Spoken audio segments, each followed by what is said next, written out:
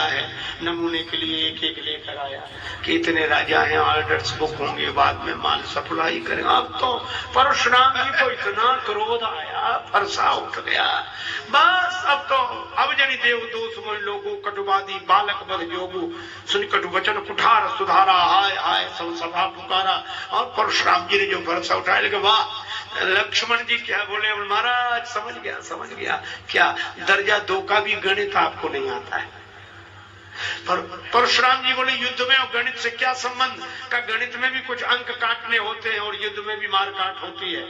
और गणित में एक सवाल होता है, कौन सा? का भाग, और भाग के होते हैं 3 विभाग, भाजक भाज्य भजन फल। भाजक के द्वारा भाज्य को विभाजित करते हैं, दाईं ओर भजन फल अंकित होता है, पर कभी कभी भाग लगाते लगाते अंत में शेष बच रहता है। क्यों बचता है? परशुराम जी बोले कटता नहीं है, इसलिए। शेष क्यों बचता है? परशुराम जी बोले शेष कटता नहीं है इसलिए। लक्ष्मण जी ने कहा, परशुराम जी महाराज इतना तो सोचिए, जब गणित का शेष नहीं कटता तो ये पाताल का शेष कैसे कट जाएगा जो फरसा लेकर आप मेरी ओर। और बड़ी अच्छी बात लक्ष्मण जी ने कही, वेदांत की बात है, आध्यात्मिक बात है। संकेत यह है कि सृष्टि है भाज्य और काल है भाजक।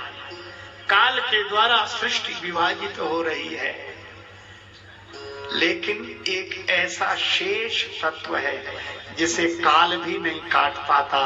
नैनम छिन्नन्ति शस्त्राणि नैनम दहति पावका। वह शेष तत्व ही आत्म तत्व है, ब्रह्म तत्व है। श्री लक्ष्मण जी के कहने का भाव यह है कि फरसा जिसे काटेगा वह मैं हूं नहीं, और जो मैं हूं उसे फरसा काट नहीं सकता। इसी को स्वामी राम तीर्थ कहते हैं, मौत की भी मौत आएगी जब मेरी मौत आएगी।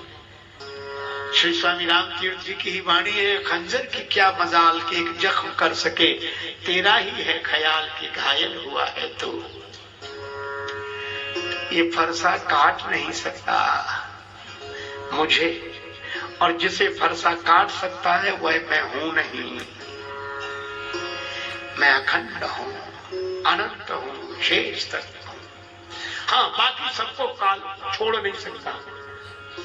एक महापुरुष के अमृतमय वचन का मुझे स्मरण हो रहा। वे कहा करते थे कि मौत शरीर को छोड़ नहीं सकती और स्वरूप को छू नहीं सकती, इसीलिए निश्चितता, निर्द्वंद्वता। लक्ष्मण जी बोले मुझे फरसा नहीं काट सकता। अब हम अमर भय न मरेंगे। लक्ष्मण जी के इस वचन पर राम जी को हंसी आई। राम जी को मुस्कुराते देखा तो परशुराम जी राम जी को फरसा दिखाने लगे। लक्ष्मण जी बोले हिंदी भी नहीं आती क्या? राम जी को फरसा दिखाने का अर्थ अखंड, अखंड का खंड करना चाहते हो। ज्ञान अखंड एक सीता और मैं शेष तत्व। अच्छा देखो, बाकी सबको काल काटता है। एक महात्मा थे, मरघट में पड़े। गांव के एक सज्जन गए, बोले बाबा यहाँ क्यों पड़े हो? न बिछाने को न ओढ़ने को। महात्मा बोले हमारे पास सब कुछ है, तुम्हें दिखाई नहीं दे। क्या है? महात्मा बोले जमीन पर लेट जाते हैं, सिरहाने हाथ रखते हैं, और हम तो अपना बिस्तर तकिया हमेशा साथ रखते हैं। कहा यह तो आपकी महानता है, पर मरघट में क्यों पड़े हो? बस्ती में चलो, गांव वालों से मिलना हो जाएगा। महात्मा बोले सब नहीं मिलेंगे, कोई कहीं गया होगा, कोई कहीं। मिलने की सबसे बड़ी जगह तो बढ़िया जगह तो मरघट है। क्यों बस्ती में जाकर क्या करेंगे? एक दिन बस्ती वाले भी यहीं आएंगे, सबसे मिलते चलेंगे। ऐसे तो काल भले ही सबका कलेवा करे, पर शेष तत्व आत्म तत्व को छू नहीं सकता।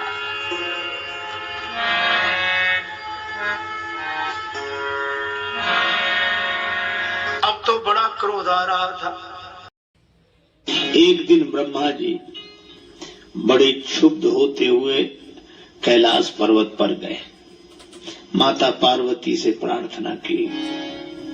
माता ने देखा स्वयं जगत पिता ब्रह्मदेव आए हैं, प्रणाम किया, आसन पर बिठाया।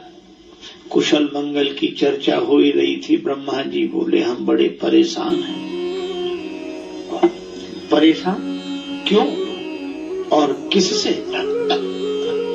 ब्रह्मा जी ने कहा कि हम शंकर भगवान से बहुत परेशान हैं। बावरो रावरो ना भगवान, बावरो रावरो ना भगवान। ब्रह्मा जी ने कहा कि शंकर भगवान से हम बड़े परेशान हैं। क्यों? ये बड़े दानी हैं। तो कब बने रहने, तो तुम्हें क्या परेशानी है? ब्रह्मा जी ने कहा परेशानी है, दानी बड़ो दिन देत, प्रत्येक दिन कुछ न कुछ देते रहते हैं, पर दिन देत दये बिनो, जिनको हमने नहीं दिया उन्हें ये दे देते हैं। कोई भी गया, अच्छा शंकर जी के यहाँ बड़ी सुविधा है, कुछ मंत्र ना आता हो गाल बजा दे,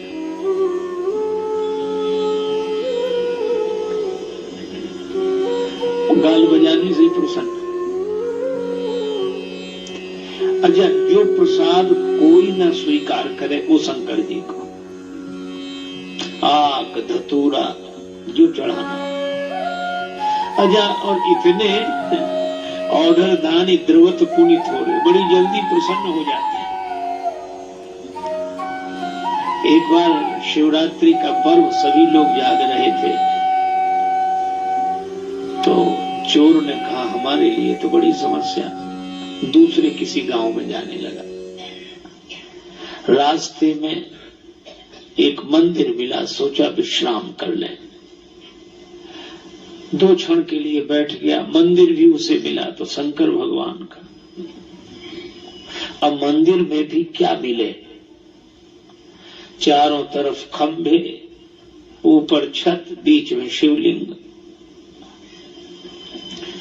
अब ये कहे कि मंदिर भी मिला तो तुम्हारा मिला न प्रसाद, आग धतूर कोई चढ़ा गया था।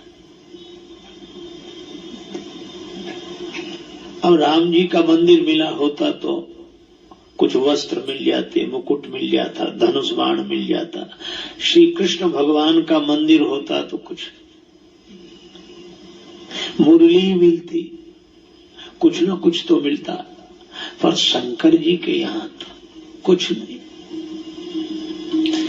तो कहा महाराज मंदिर भी मिला तो आपका, चलो जो भगवान की इच्छा। उसने ऐसे ऊपर देखा तो घंटा लटकता हुआ दिखाई दिया। अरे बोले वाह वाह वाह, तुम्हारे यहाँ भी कुछ ना कुछ तो मिल ही गया। अब उसने सोचा कि ये घंटा उतार ले, अब बहुत हाथ पहुंचाए तो हाथ ही ना पहुंचे, तो अंत में उसने निश्चय किया, शिवलिंग पर खड़ा हो गया और घंटा उतारने लगा। पर जैसे ही वह शिवलिंग पर खड़ा हुआ वैसे ही आवाज आई, वरदान मांगो, हम तुमसे बहुत प्रसन्न हैं। वो घबरा गया कि कौन वरदान दे रहा है। तब तक देखा शायद भगवान शंकर ही नीचे उतर के आया। बोले महाराज क्षमा करो, भगवान शिव की मूर्ति से आवाज आई, हम तुमसे बहुत प्रसन्न हैं, वरदान मांगो। महाराज हमने कौन सा पवित्र कार्य किया है, हम तो आपके ऊपर चढ़कर घंटा उतारने लगे। शिव जी ने कहा इसीलिए तो हम प्रसन्न हो गए। आज शिवरात्रि के पावन पर्व पर किसी ने दुग्ध चढ़ाया, किसी ने जल चढ़ाया, किसी ने प्रसाद की कुछ सामग्री चढ़ाई, पर धन्य हो तुमने तो अपने आप को हमारे ऊपर चढ़ा दिया है। ऐसा तो शिव जी इतने से ही प्रसन्न हो जाते हैं। मां एक आदमी नाम सुनकर गया, पर नाम सुनकर गया तो शंकर जी तो निर्वस्त्र बैठे, और जो उसने देखा उसको लगा यही है तीनों लोगों के देने वाले। वह लौटने लगा, पर शिव जी ने कहा कि थोड़ा मत मांगना, ठीक जगह आए हो, मांग लो, थोड़ा मत मांगना। धन धन भोला नाथ तुम्हारे, कौड़ी नहीं खजाने में। धन धन भोला नाथ तुम्हारे, कौड़ी नहीं खजाने लोक बस्ती में बसाए आप बसे वीराने में। तीन लोक बस्ती में बसाए आप बसे वीराने। धन धन भोलानाथ तुम्हारे कौड़ी नहीं खजाने में। धन धन भोलानाथ तुम्हारे कौड़ी नहीं खजाने में। नमः शिवाय ओम नमः शिवाय नमः शिवाय ओम नमः शिवाय ओम नमः शिवाय ओम नमः शिवाय ओम नमः शिवाय ओम नमः शिवाय नमः शिवाय ओम नमः शिवाय नमः शिवाय ओम नमः शिवाय ओम नमः शिवाय ओम नमः शिवाय ओम नमः शिवाय